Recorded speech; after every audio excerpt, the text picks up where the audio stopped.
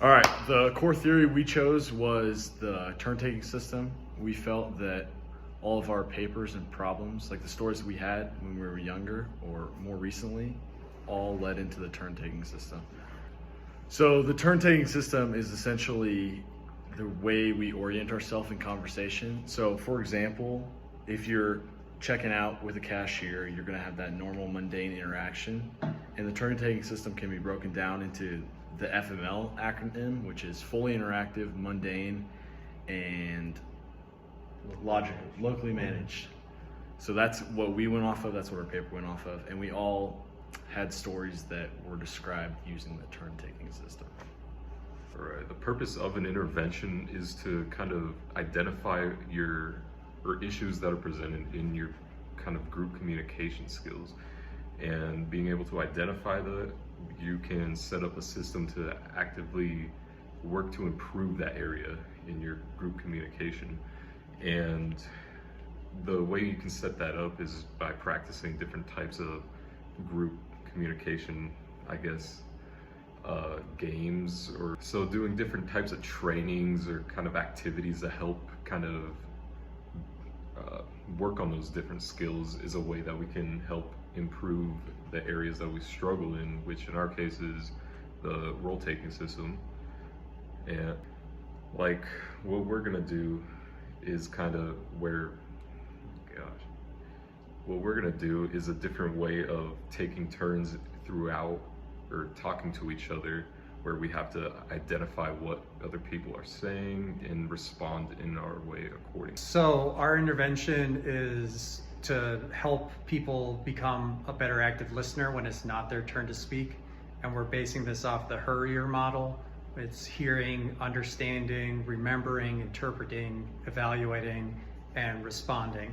So this game is going to be a modified version of telephone, where instead of like one word being passed around the entire group, a person is going to start off by saying a topic and then a word that's associated with that topic.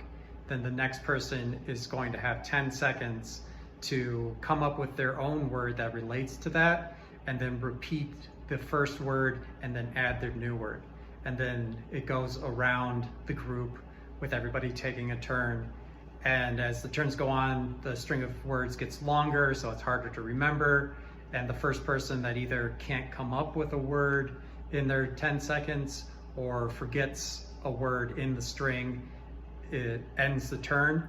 And the person who last successfully completed it gets to start as the new leader. All right, we're gonna start our game. So we're gonna choose like a category and then a word associated with that category. So the category is car, and my first word's gonna be motor. So he said motor, so I'm gonna say motor, and then I'm gonna choose a new word and go with engine. Motor, engine, tire. I'm gonna go with wheel.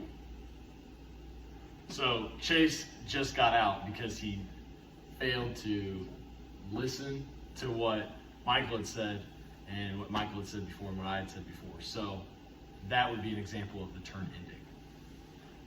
So now it's a new turn. I'm going to say the topic is the ocean. My word is going to be wave. I'm going with fish. You gotta say wave fish. It's like, I went to the grocery store and it says like wave fish. So you have to say what he said first thing, which is And you gotta remember what everyone else said. Yeah. I didn't get that. Yeah, it's like a listening mode. okay. All right, let's try this again. Ocean. Ocean, wave. Wave fish. Wave, fish, shark. Wave, fish, shark, reef. Whale. Oh, is that another example? So to debrief on the game, we basically learned a little bit more about the turn-taking system, people getting to talk when they're supposed to in the game. You're supposed to go after the person directly next to you, or however you play it, you can go clockwise, counterclockwise.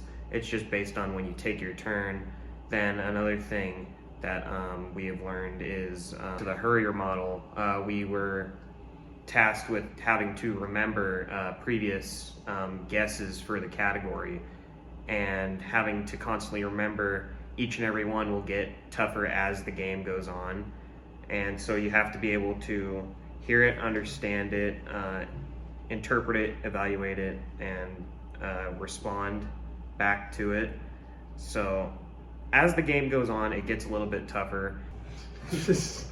All right, so in conclusion, we learned that turn taking is an important part of being an effective communicator, because you can't have conversations overlapping with each other. And part of the turn taking system is what you're doing when it's not your turn to speak.